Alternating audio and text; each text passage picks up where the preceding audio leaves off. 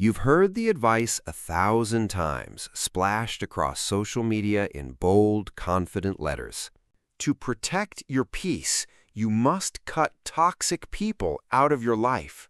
It sounds so simple, so clean, so empowering. The advice promises a world of serene calm and blissful solitude. But then reality hits, and it's not a simple meme anymore. What if that so-called toxic person isn't some random acquaintance? What happens when that draining presence belongs to your own mother? What happens when that draining presence belongs to your own mother? What do you do when the person exhausting you is your brother who you've known your entire life? Or what about your oldest friend, the one who holds the memories of who you used to be? Does protecting your peace really require you to shatter your world? Must you choose between your sanity and your family? Is the only path to inner calm paved with the wreckage of your most important relationships? The internet makes it sound like a simple equation, but you know in your heart it feels like an impossible choice. You feel trapped between the pain of the connection and the terror of isolation. You're worried that in the process of protecting your energy, you might end up completely alone. If you've ever felt this way, you are not being dramatic. You are not selfish. You are a compassionate person stuck in an incredibly difficult position. But what if there's a third option? A path that exists between total enmeshment and complete isolation. A way to protect your peace without destroying your life. In this video, we're going to show you that better way. If you're the therapist friend, the family mediator, or the one everyone calls in a crisis, you know what it's like to feel like an emotional bank for others. People make constant withdrawals from your empathy and support. And while you give generously, you started to notice your own balance is getting dangerously low. You're heading towards emotional bankruptcy, and the standard advice to just close the bank feels too extreme. We believe there's a more sustainable model. It's time to stop seeing your emotional world as a public resource and start managing it like a private enterprise. This is what we call the emotional economy. It's a framework that lets you manage your inner resources without erecting unbreakable barriers around yourself. Your emotional energy is a private economy, not a public utility. Your emotional energy is a private economy, not a public utility. It's yours to manage, to invest, and to protect. This isn't about being cold or selfish. It's about being a responsible and wise manager of your own well-being. Throughout this video, we're going to give you 3 brand new, powerful tools to become the CEO of your own emotional life. You'll learn how to budget your energy, how to set different access levels for your relationships, and how to control your own internal climate regardless of the weather outside. By the end, you won't need to pick between peace and loved ones because you'll have a system that handles both. So let's get started. It begins with the most important resource you have, your energy. Let's introduce the first tool in our emotional economy framework, emotional budgeting. Think about it just like your finances. Every single day, you wake up with a finite amount of emotional energy. It's not an infinite well, it's a daily budget. Every interaction you have is a transaction. Some are small, like buying a coffee. Others are massive, 5-star dinner-level expenses. A quick, uplifting chat with a supportive friend might be a low-cost, high-value investment that actually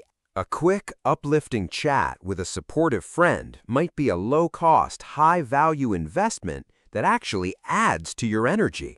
But that 2-hour phone call with your perpetually panicked cousin who just talks about their own problems?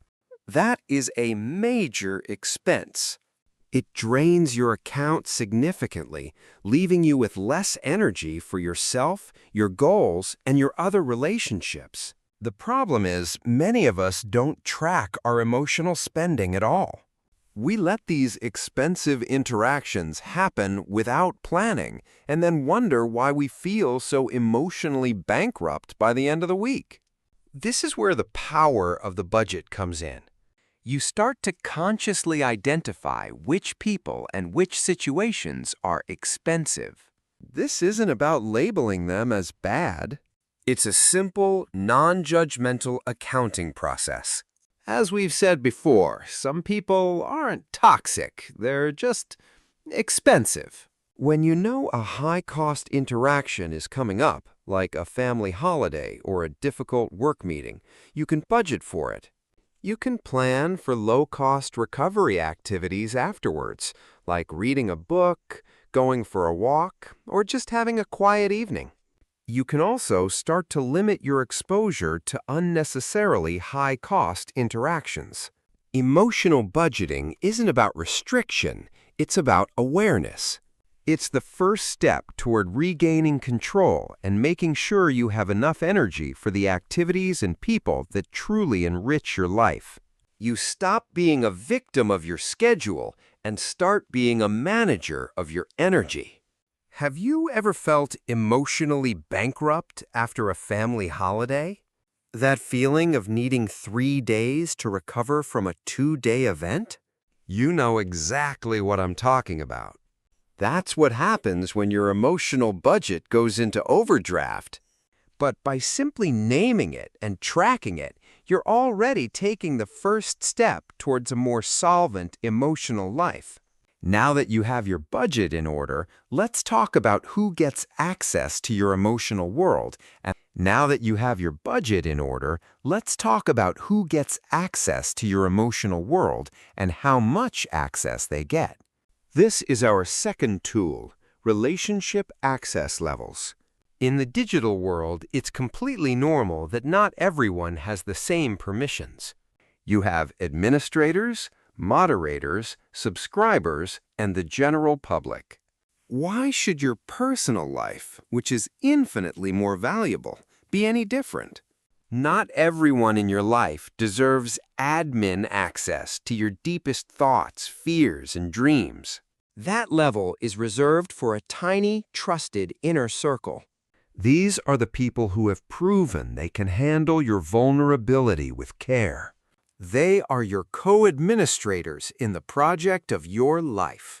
Moderators. These are trusted friends and close family. You can share significant personal news with them, ask for advice, and be reasonably open.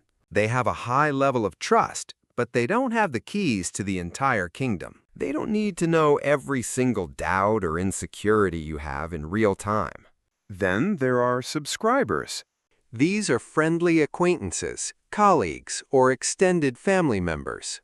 You enjoy their company, you share pleasantries, you talk about hobbies, work, and current events. But you don't share deeply personal information, your ongoing struggles, or your controversial opinions. The relationship is warm, but the access is limited. Finally, you have the public level. This is for everyone else. You are polite, you are kind, but your personal life is simply not open for discussion. The strength of this system lies in its ability to tweak relationships without causing dramatic confrontations. If you have a gossip-prone friend who has been operating with moderator access, you don't need to If you have a gossip-prone friend who has been operating with moderator access, you don't need to have a big fight. You simply internally downgrade their access to subscriber. You start sharing less personal information. You keep conversations lighter. You are still their friend, but you've adjusted the permissions to protect your own data. A boundary is not a wall to keep people out. It's a welcome mat that says where you'd like them to stand. It's about consciously designing your social life to be a safe and supportive space. And here's a pro tip for setting access levels. You don't need to announce them. This isn't a press release you send out to your friends. It's an internal adjustment you make for your own well-being. This system is for you, not for them. So you're budgeting your energy and setting access levels. But what happens when you can't avoid a difficult interaction? What about when a high-cost person who only has subscriber access corners you at a family gathering? Now we arrive at the third and most personal tool, the inner thermostat. Imagine your emotional state is the temperature inside your home. Outside, the weather is constantly changing. Some people bring sunshine and warmth. Others bring thunderstorms, freezing rain, or dramatic blizzards of emotion. You cannot control the weather of other people's moods. You will never be able to. But you absolutely can control the thermostat inside your own house. When your critical uncle starts his political rant at the dinner table, that's a blizzard rolling in. The old you might have let that blizzard rage through your house, dropping your internal temperature to freezing and making you miserable. The new you recognizes the storm is outside. You can turn up your inner thermostat. This does not mean becoming cold, unfeeling, or detached. It means creating your own warmth. It's a deliberate decision to keep another person's emotional turbulence from controlling your inner calm. It's the profound realization that their weather is not my thermostat. So how do you adjust your thermostat in the moment? It can be as simple as taking 3 deep, slow breaths. It can be physically grounding yourself by feeling your feet on the floor. It can be excusing yourself to get a glass of water and reset. It can be silently repeating that mantra to yourself. Their weather is not my thermostat. This practice is about creating a separation between their emotional state and yours. You can have empathy for them being stuck in a storm without having to let the rain pour into your living room. This is the final layer of your emotional economy. Sovereign control over your own internal environment. It's an incredibly powerful tool for navigating the difficult, draining, and dramatic people in your life. But what if even adjusting your thermostat isn't enough? What if the storm isn't just passing by, but is actively trying to break down your door? What if the storm isn't just passing by, but is actively trying to break down your door? If these ideas are resonating with you and you're ready to stop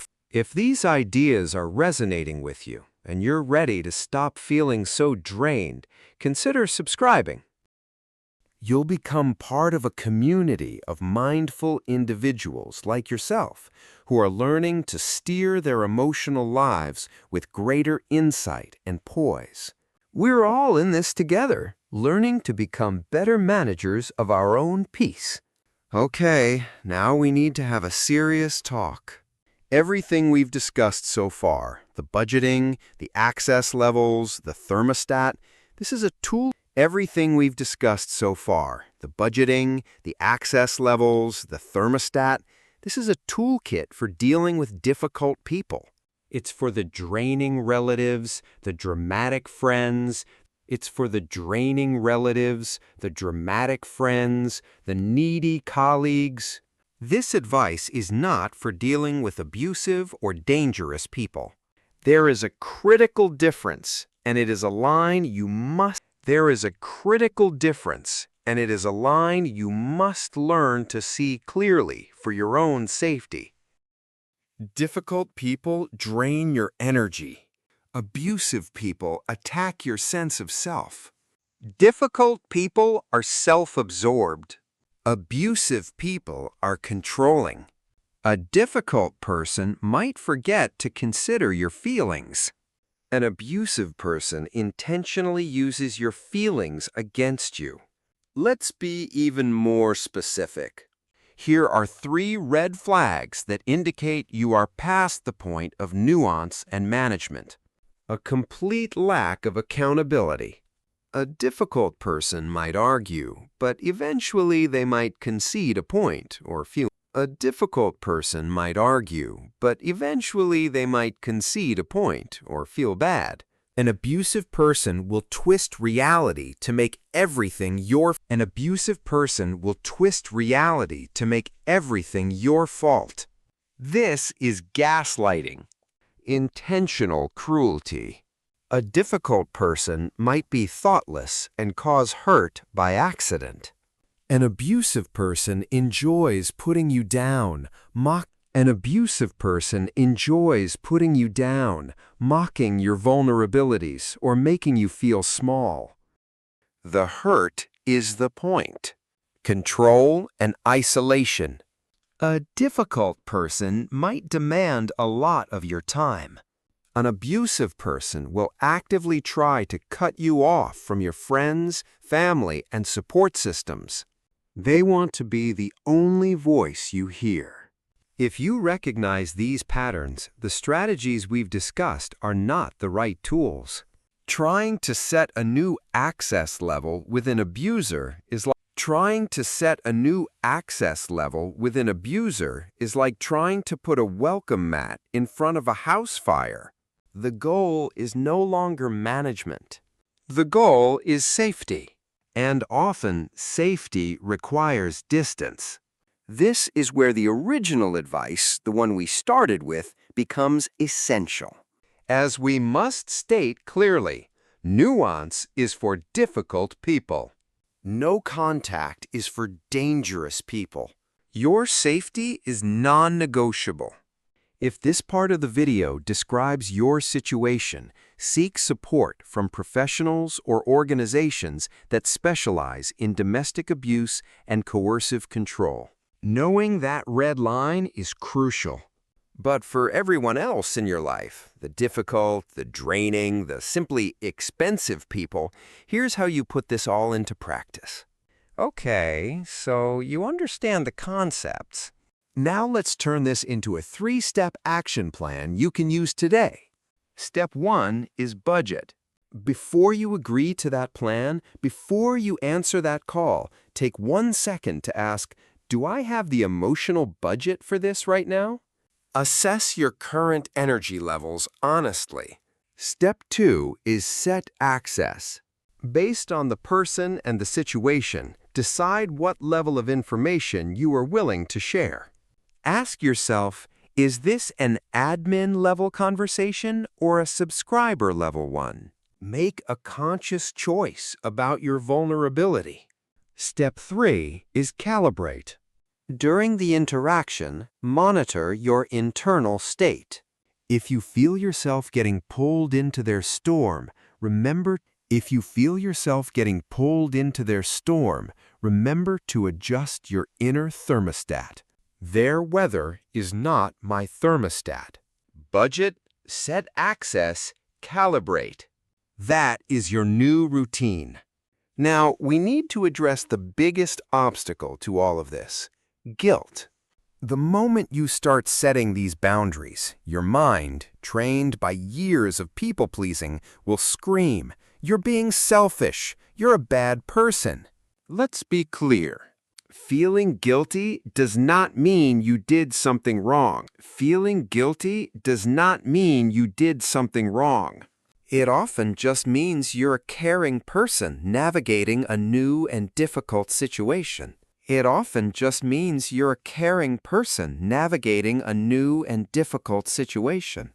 That guilt is a normal, albeit uncomfortable, part of the process. So here's one quick tip for managing it. When the guilt hits, don't argue with the feeling. Acknowledge it and then gently remind yourself why you were doing this. Acknowledge it and then gently remind yourself why you were doing this. Reread your reasons. I am doing this so I don't burn out. I am doing this so I can be a better friend, partner, and person in the long run. You are not a bad person for having boundaries. You are not a bad person for having boundaries. You are a wise person for needing them. Today, we've dismantled the idea that your only choices are exhaustion or isolation. We've offered you a third path, a new system for managing your emotional economy. We've given you the tools of emotional budgeting so you can stop going into energetic debt. We've introduced relationship access levels so you can consciously design who gets how much of you. And we've empowered you with the Inner Thermostat so you can maintain your own climate of peace no matter the storm outside. Protecting your peace isn't about building cold, lonely walls to keep everyone out. It's about being the thoughtful architect of your own life. It's about designing a home you can not only survive in, but truly thrive in. A home with a welcome mat, clear doorways, and a thermostat that only you control. So you see, you don't have to choose between your peace and your people. With the right tools and a new perspective, you can absolutely have both, on your terms. You can keep your connections, and you can keep your calm. You just have to decide that you're worthy of both. If this video helped you feel seen, please consider subscribing and sharing it with someone else who might need to hear this message today. We want to build a real community here, a place for these important conversations. And now we'd love to hear from you. In the comments below, tell us which person in your life needs a different access level. You don't need to name names, but share your story. Hearing from each other is how we learn we're not alone. Thanks for watching. Take care of yourselves.